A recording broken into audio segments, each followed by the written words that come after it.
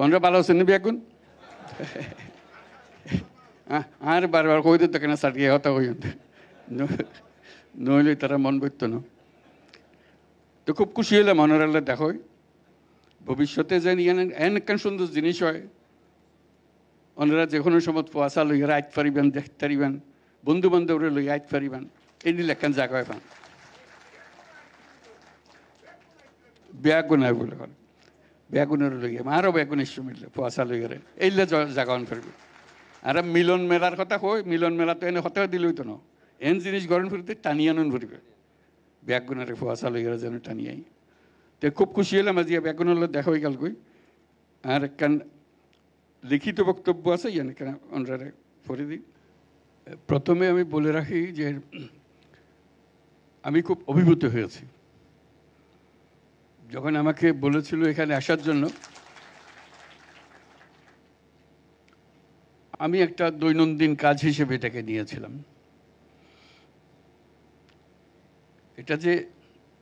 এটা ঐতিহাসিক কাজ এটা অনুভব করিনি। এখানে আসার পরে আমার নতুন বোধ হলো কি একটা মহান দিবসে, যেটা আগামী কাল আমাদের পহেলা বৈশাখ নববর্ষ, তার প্রাক্কালে আজকে এই দিনে এত বড় একটা কাজের শরীক হতে পারবো,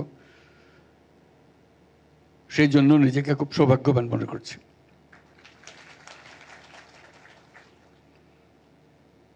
আর নিজেকে অপরাধী বোধ করছি, এত চমৎকার একটা আন্তর্জাতিক বৌদ্ধ বিহার আমার বাসস্থান থেকে 10 মিনিটেরও রাস্তা না। আমার অনেক বয়স হয়েছে, কোনোদিন দেখা হয়নি। এত চমৎকার একটা বৌদ্ধ বিহার না দেখলে জানতে পারতাম না এত সুন্দর একটা ঐতিহাসিক জায়গা এখানে আছে, যেটা দেশের সব মানুষের জায়গার একটা জায়গা হতে পারত শ্রদ্ধা নিবেদনের জন্য। আমাদের সেটা হয়ে ওঠেনি। আমি অভিনন্দন জানাই সেনাবাহিনীকে, তারা স্বতঃস্ফূর্তভাবে এই দায়িত্ব গ্রহণ করেছে এবং একটি ভবন নির্মাণ, সম্প্রীতি ভবন নির্মাণের জন্য দায়িত্ব নিয়েছে। তাদেরকে আমি সবার পক্ষ থেকে অভিনন্দন জানাচ্ছি।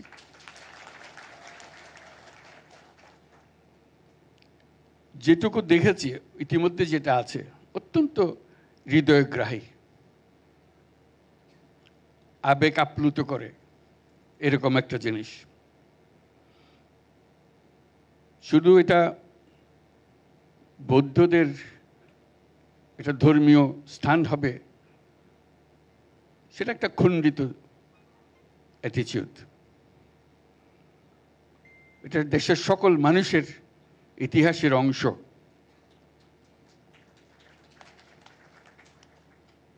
সকল ছেলে মেয়ে একবার দেখে যাবে কি আছে কি দেখা। এটা না দেখলে আমার তো কোনোদিন দেখা হতো না আজকে যদি না আসতাম।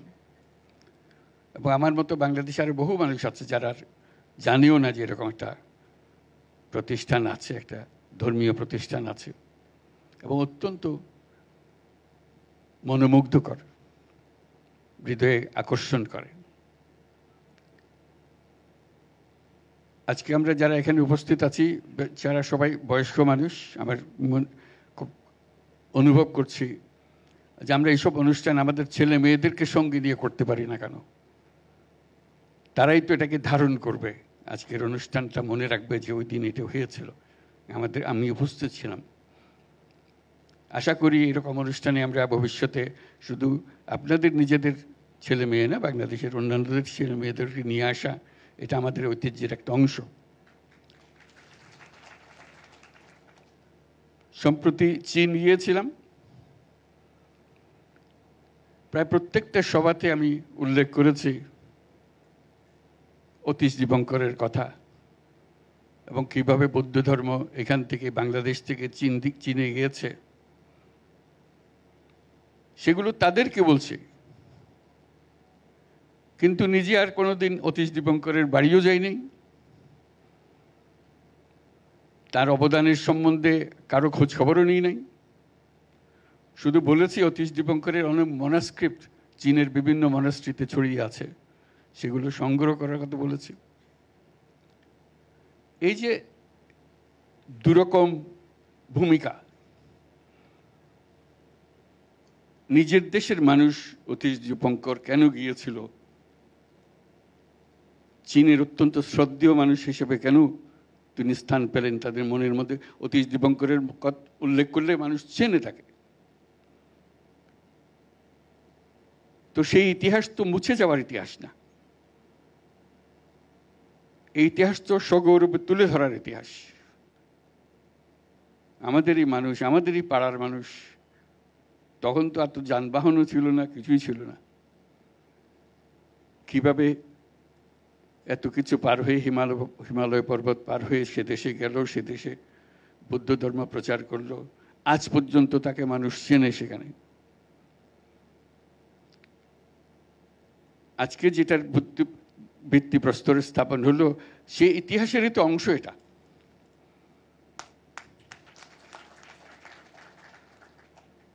কাজে আমি সেনাবাহিনীর যারা এটা ডিজাইন করেছে, যারা এটার পেছনে মনোযোগ দিয়েছে, তাদের ট্যালেন্ট এখানে কন্ট্রিবিউট করেছে, তাদের সবাইকে অভিনন্দন জানাচ্ছি। তারা সবাই একটা ঐতিহাসিক কাজের সঙ্গে জড়িত। এবং এখন পর্যন্ত আমরা যা দেখছি, যখন সম্প্রীতি ভবন নির্মাণ হবে, এটার থেকে যেন বিচ্ছিন্ন হয়ে না যায় এমন একটা ভবন করলাম যে মনে হয় না যে ইতিহাসের সঙ্গে মিল আছে। আমি দেখি নেই, আমি শুধু স্মরণ করিয়ে দিচ্ছি, এটা মহান কৃতিত্ব এবং মহান সম্মানের ব্যাপার যে আমরা যেটা করতে পারছি। কাজেই সে ঐতিহাসিক দায়িত্ব স্মরণ করে তারা করবেন। আমাদের সবার শুভেচ্ছা তাদের পেছনে রইল, যাতে করে যুগ যুগ ধরে যখনই এই সম্প্রতি ভবনে আসবে, যারা এটা তৈরি করেছিল তাদের প্রশংসা করে যে কি চমৎকারভাবে সে কনসেপচুয়ালাইজ করেছে পুরো জিনিসটাকে। আজকে আরেকটা জিনিস হলো, এটা তো অভিভূত হলাম এবং নিজের দায়িত্বের কথা মনে করলাম। আরেকটা করলাম যে যেদিকে তাকাই সব চাটগার লোক, ঢোকা অবধি দেখছি চাটগার লোক। তো বুঝতে পারছি চাটগার বৌদ্ধ ধর্মের এখনো ঠিকানা চট্টগ্রাম। তোমরা ভালো আছেন নেবে এখন? আর বারবার কই দিত কেনা চাটকে হতা হই, নইলে তারা মন বইত না। তো খুব খুশি হলাম মনোরাল্লা দেখো ভবিষ্যতে যেন এন সুন্দর জিনিস হয়। ওনারা যে কোনো সময় পোয়াশা লইয়া আইত পারিবেন, দেখতে পারিবেন, বন্ধু বান্ধবরে লইয়া আইত পারিবেন, এই নিলে একখান জায়গা হয় পান বেগুনায় বলে হল বেগুনের লইয়া আরও বেগুন ইস্যু মিললে পোয়াশা লইয়ারে এইলে জায়গা অন ফিরবে। আর মিলন মেলার কথা কই, মিলন মেলা তো এনে হতে দিলই তো না, এন জিনিস গরম ফিরতে টানিয়ে আনুন ফিরবে, বেগুনের পোয়াশা লইয়ারে যেন টানিয়াই। তো খুব খুশি হলাম আজ বেগুনের দেখা হয়ে গেল কই। আর একখান লিখিত বক্তব্য আছে, ইয়ান কেন ওনারে পড়ে দিই।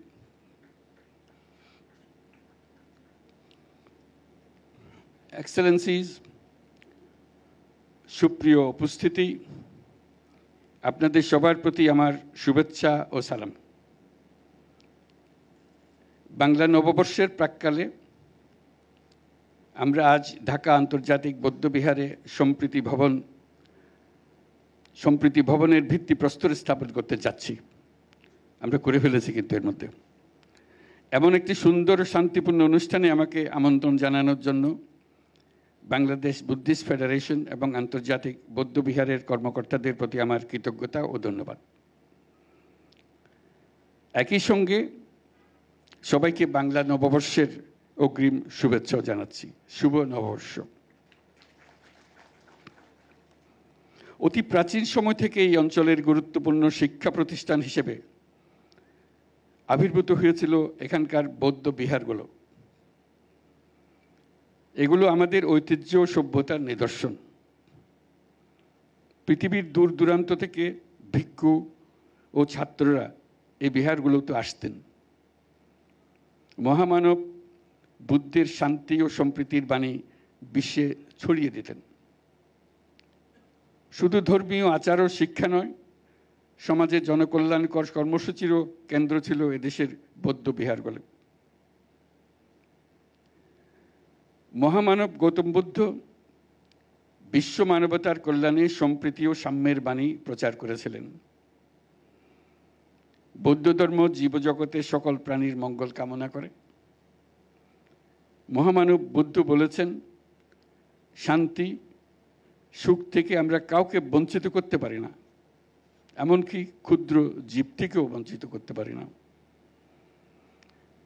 এদেশের বৌদ্ধ পণ্ডিত অতীশ দীপঙ্কর বিশ্ববরণ্য এক মহাপণ্ডিত।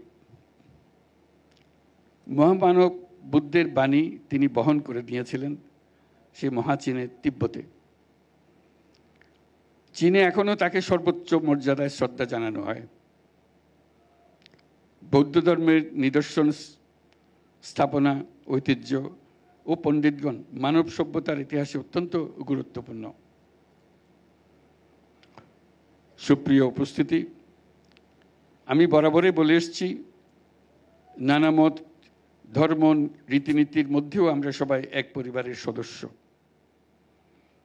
এদেশের হিন্দু, মুসলমান, বৌদ্ধ, খ্রিস্টান, পাহাড় ও সমতলের বিভিন্ন সম্প্রদায় ও জনগোষ্ঠী সব মিলিয়ে এদেশের মানুষের বিচিত্র ভাষা, সংস্কৃতি, ঐতিহ্য।